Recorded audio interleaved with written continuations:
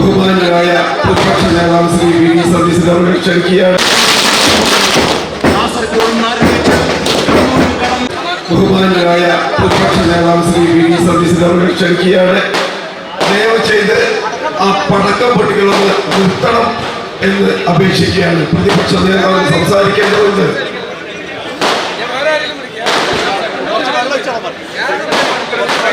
ഈ ഫ്രണ്ടിൽ കൂടി നിൽക്കുന്ന ആളുകളൊന്ന് മാറിക്കൊടുക്കുക.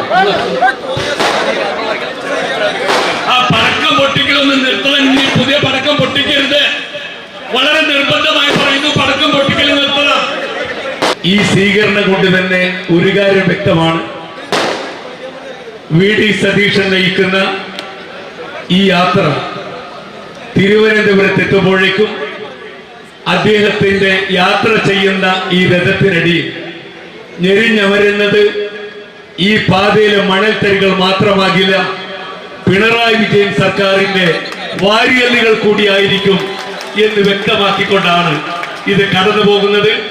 അദ്ദേഹം പോകുന്നത് വെറുമൊരു യാത്രയായിട്ടല്ല, കേരളത്തെ വരും കാലങ്ങളിൽ എങ്ങനെ